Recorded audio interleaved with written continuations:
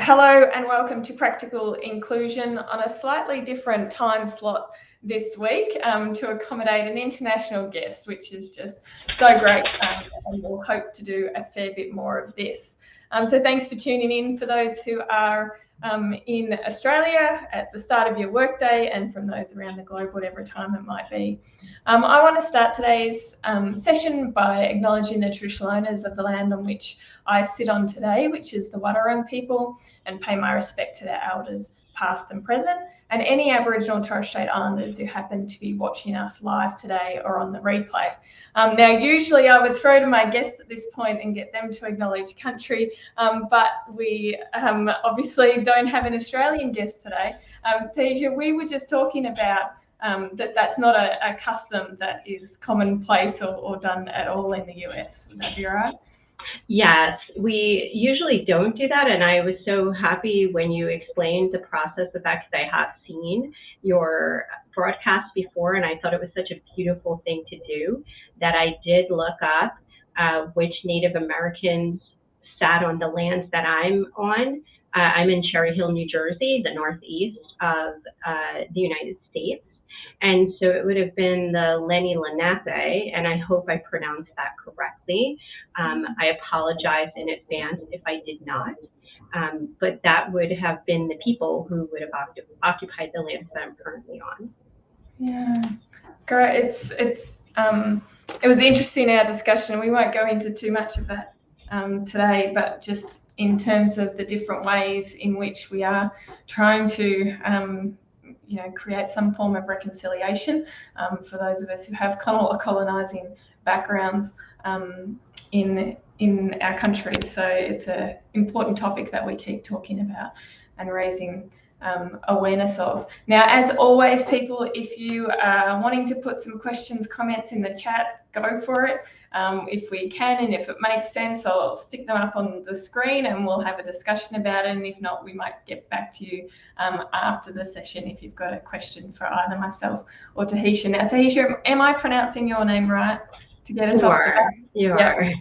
Excellent. Yes, thank you. So let's launch in the way I usually do. I'm fascinated to hear your story. You and I have connected through a Future Thought Leaders program run by Family, and I was really engaged with some of the things you were talking about in the course when we were participating in the live sessions, which are incredibly early for me here in Geelong, so I don't get to all of them. But I'm really, really keen to hear your story in terms of, your journey towards this new project, business, whatever it might be that you're launching currently. Yes, thank you so much.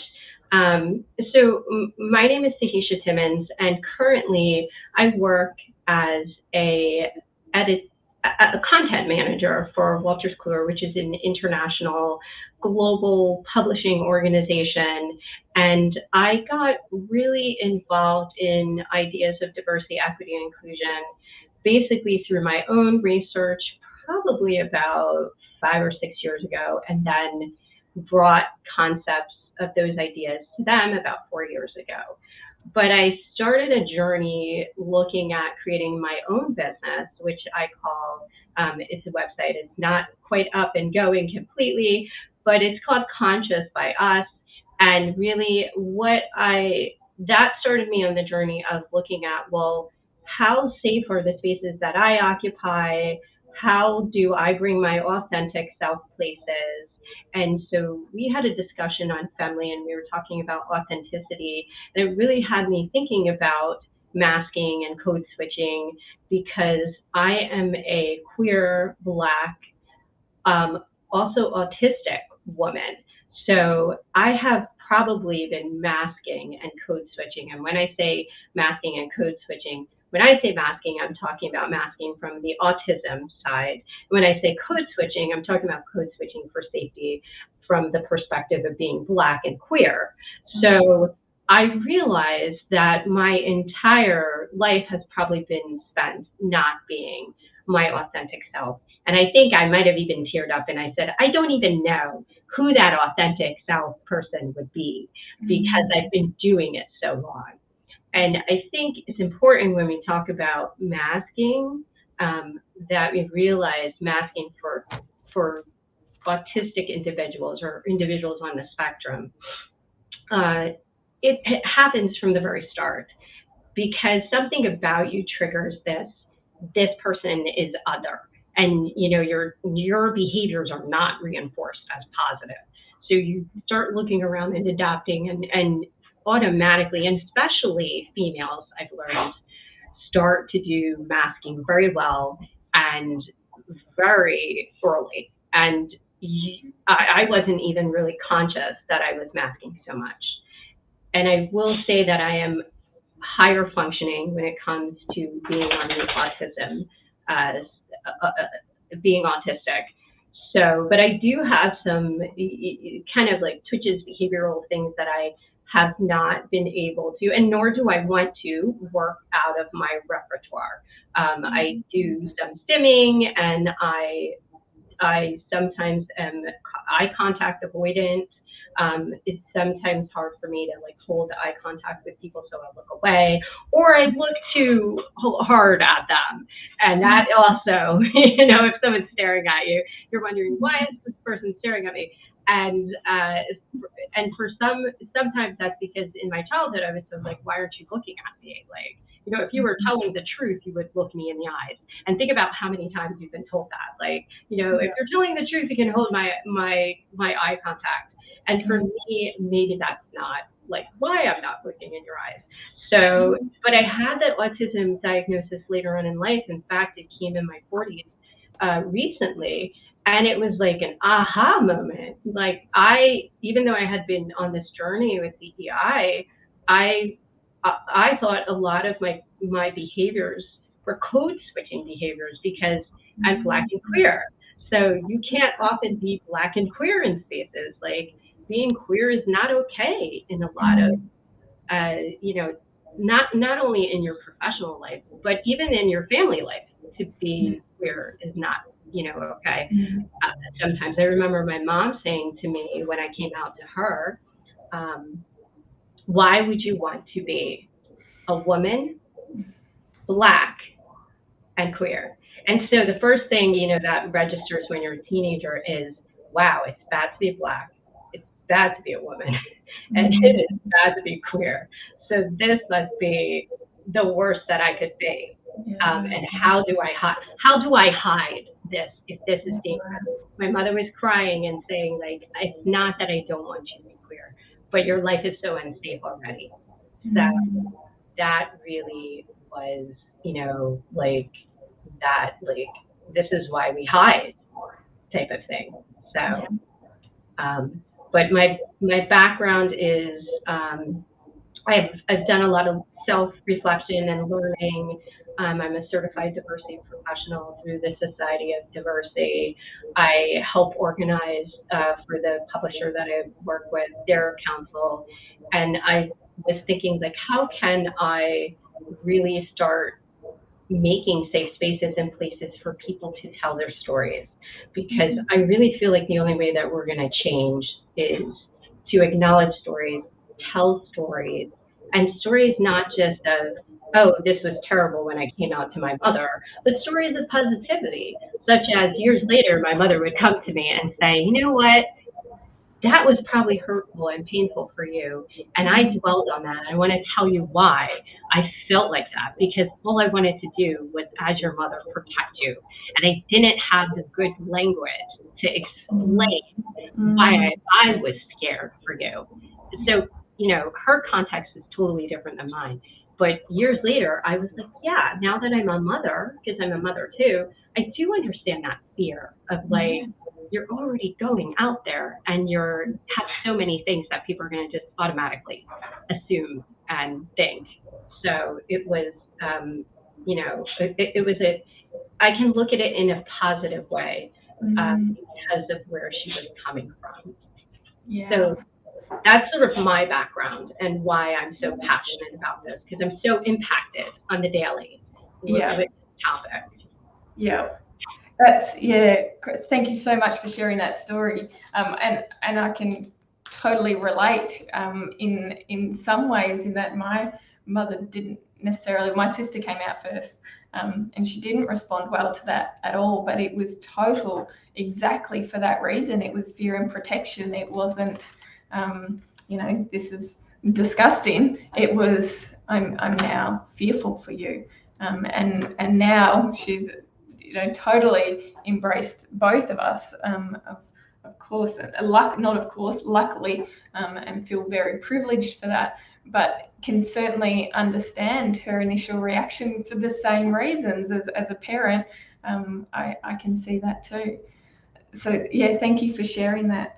I love the way you've talked about these two different things, masking and code switching. And to be honest, in the Australian diversity and inclusion world, we don't talk about those two terms very often, if at all. I rarely hear them, to be honest. So I'm grateful that you were able to describe the difference.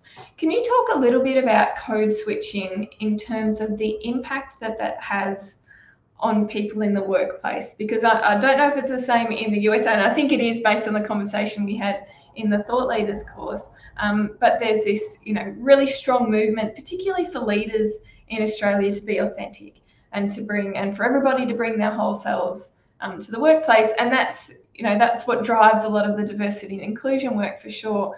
But I'm not sure we always recognize enough the difficulty that comes with bringing your authentic self. And just in a training session recently that I was delivering, and we were talking on this topic, somebody who was a person of color said to me, this is a very different experience for me than it is for the others in the group.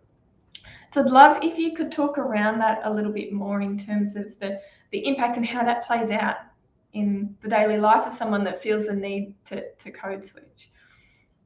Yes. So when it comes to code switching, I have code switched not just at businesses. So my early career, I'm also a nurse. So my early career was as a bedside nurse. And the first thing that I learned was that, one, you wear a uniform, because nursing, you wear the uniform, you're all the same. And there was the conversation that make sure you pull your hair back. And so my hair, if it was a little bit shorter, it would be off my shoulders. Yet I do remember having natural hair, and one of the other Black African-American nurses said to me, you're going to want to do something different with your hair, like pull it back, do something with it, because that's not professional. But in our handbook, our guide for our uniforms, it actually just said that it had to be off your shoulders. So you quickly understand, oh, there's a different rule for me than there is for perhaps the other nurses that are here. So very quickly, I learned to pull my hair back. I learned that for me to be Black and tattooed was much less acceptable than some of actually, and that's like interesting because, I think tattoos is like a totally separate conversation, but there were different rules for what my professionalism would look like. So it meant if I used any jargon, I was seen as less promotable. So, I couldn't be seen as being too urban, because if I was too urban, then I was not going to get promoted. So no slang terms. I focused mainly on how could I sound professional, how could I speak in the medical jargon and seem like I really was, knew what I was talking about, more than kind of, speaking what they call African American vernacular. And so, not that I talk like that often, but there were times when I would have felt more comfortable just relaxing and not having to always speak proper English. But it definitely was something that impacted me early on in my career. And then if I spoke out, there's that, that angry Black woman coming into the scene. So if I spoke out, it was, oh, she's angry. Whereas I was like, no, I'm just filling out the form that says we don't have enough staff. But, my signature's on the bottom, so it's a totally different story now. than, maybe if my colleague had filled this out. I really learned a lot about how I can't be angry, can't use slang, have to always come looking very, very professional, have to have my uniform very put together. And so that was that bedside nursing. And so you're not even talking in the business field. And when it was just, the standard was, and I was exhausted. You're exhausted because you're putting on this performance that is not yourself. And I will say this, it's hard to be friends with people who you're not being authentic with, right? So if that's not the real me that I brought to work, I could not truly be part of the team and hang out with people because they don't know me. They don't know the Tahitia that goes home. They know the Tahitia at work that is so much different than that Tahitia. So how can I make lasting friendships, relationships? And these are some of the things that keep you at organizations, right? Like we often say, I stayed because the group was great and I was friends with them. Yeah. It's hard to be friends with someone who doesn't know you, who knows the pretend you.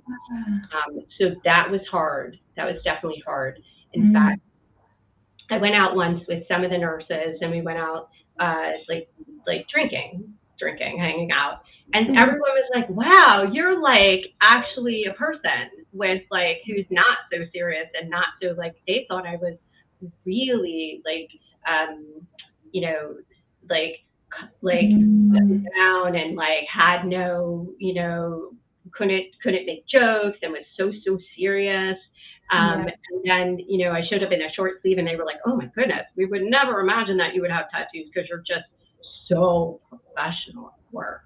And if I hadn't been that professional at work, I wouldn't have been promoted. And I know that, like, I know that in my heart, that I had to code switch. I could not be the person that I want, my authentic person in my early career. And you can imagine how exhausting it would be. And I'm sure anyone can imagine if you wake up and you go, okay, today I'm not going to talk the way that I normally do. I am not going to interact with people that I normally would. It's tiring. I would come home and literally pass out. I was so tired from doing that, like exhausted. Yeah. Thank you for putting, a story behind what is commonly, particularly in this country, is commonly statistics. So particularly, say, in the LGBTI space, there's a lot of research that has been done by one particular organisation about the experiences of queer people in the workplace. And the statistics come out that, this percentage of people are not out in the workplace. They don't feel they can be their authentic selves. And then the statistics come out that match that to say that this, is a 30% reduction in their productivity or a 40%, reduction in their efficiency in the workplace because of what you described, that energy. And I think what you've done there is really put the story behind those stats. This is why it's exhausting. I thank you for sharing that. Now, we've got a comment here that I'm going to put up on the screen. I love that you brought up the terminology proper English. That is something that I struggled with as a Black man and even found myself holding that stereotypes against other Blacks in the workplace. It's something that is drilled into you at a young age. Oh my gosh, absolutely. I thank you, Harry, for bringing that up and mentioning that. I remember my father saying to me, my father is Black. My mother is actually Jewish, and so I'm actually interracial, but I identify as Black because I know the world will see me as Black. And I grew up in Paterson, New Jersey, which is mainly a Hispanic and Black community, which most people would be surprised at that because I speak very proper English. And anytime I spoke slang, my father would say, no one is ever going to let you go anywhere if you represent us like that. So imagine the weight, like as a kid, like I'm the representative for all Black people going forward. But my dad was definitely, he said they were going to judge you, like you need to speak proper English. And so I did notice as I moved along life, Black people, African Americans who spoken slang were often thought of as not being as smart. I worked with a fabulous nurse manager, and she was Black, and she spoke slang quite often, and she was quite urban. And the other managers would, kind of behind her back, think poorly of her. Oh, did you hear the way she said that? She's just so urban, which is code for she's just too Black for us, right? Like that's really what they want to say. And of course, when you're the person in the room hearing this, you're thinking, well, obviously they're not saying that I am also Black, but I guess I'm an okay Black to listen to your conversation about how someone is too urban. And it was upsetting because I knew this was a fantastically smart woman who had a master's in nursing management, was brilliant, and just worked incredibly hard to make a life for herself and her kids out of, if you think of like disadvantage and rising to that, she had done the bachelor's, the master's, and risen, and still, because she was just too urban, she was going to stay where she was. And so that's the other downside of it. You will be kept where you are and not valued for what you're saying, but the way that you're saying it, no matter how brilliant you say it is. So can we switch for the last bit of the conversation? And I guess, they're the challenges that still absolutely exist in workplaces around the globe. What types of things, what types of things can we be doing to be creating these safe spaces? I know that's a ridiculously huge question, but what are the things that are coming to mind for you as things that we can be proactively doing in workplaces to create those safe spaces? So I think the more diverse your workplace is, the more likely you are to feel safe, and to feel like you can be your authentic self. Coming to my organization, one of the reasons why I decided to join that organization was that the leader there in my department was a Black woman. And that was like, wow. I was like, okay, this is an organization that promotes Black people to positions of power. And I hadn't really seen that before. I had seen a few people of color, but I was looking around and I was like, wow, this is an organization that values diversity. I see a Black leader. There was a young woman whose hair was pink and purple and green, and she was wearing shorts. She was dressing the way she wanted to dress. And it was a workplace where people were bringing their style, their passion.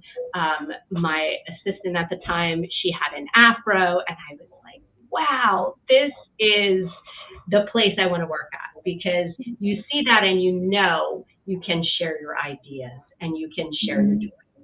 So I would say that's one thing, because you want to be able to look around and know, if I say something in this space, am I the only person who's going to be supportive of this? Or is someone else going to have my back? And that is not just being Black, that's also being queer. Like, where you can be openly out, you feel so much more comfort, right? Just being able to express your ideas, because, you think about it and you say, if I say we need a gender neutral bathroom, I know that there's going to be people who are going to understand where I'm coming from, even though we're going to have to explain it to other people, why it's important. Someone's going to support me. And that's what we're looking for, right? Changing, what do we call it? Groupthink, that majority. If you look around and you can't find a majority, then there's nothing to hide from, right? I like that. I think we need to use that quote. That's perfect. And I think we often forget that when we're talking about diversity and inclusion, because we talk about the need for diversity to give us those improved business benefits and the diversity of thought and everything. But actually seeing that it's the diversity that actually therefore creates that safe space. That's a really nice reframe for us, I think. Thank you so much for coming on today and having this conversation with me. I'm not sure what time it is there for you. I think it's night time, isn't it? Yeah. It is, but not too late. No, it was like a dinner date with you. breakfast/dinner at the Yeah. same time. No, I'm incredibly grateful for you that you came on and that you've shared your stories with us, because I know that that's you know, that we absolutely benefit so much from people sharing their stories and from the stories that you've shared today. But I know that also sometimes comes at a cost of energy and authenticity. So thank you for doing that with us today. Thanks everybody for listening in. I'll be back again next week. Last week I had we had the August version of the Diversity and Inclusion Network gathering, and we talked about where do you start with diversity and inclusion in organisations, and it was really quite a fascinating conversation around, you know, do you start with the data or do you actually have to engage the leaders first?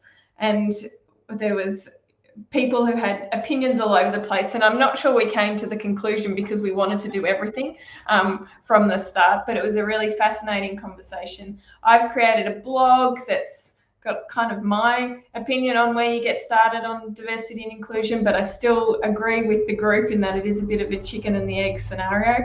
So you can check out the blog on my website, or you can join the Diversity and Inclusion Network, because next time we're going to talk specifically about recruitment, how you increase the diversity of your pipeline, but also how you handle the resistance and the resistance, apathy, and backlash that you get around working with hiring managers and trying to increase the diversity of the workforce. So if you want to join us, you can head to the website. I'll put the banner up now, and it'll also be in the comments. And we'd love to see you, regardless of whether you're already working in the diversity and inclusion space or you wish to be.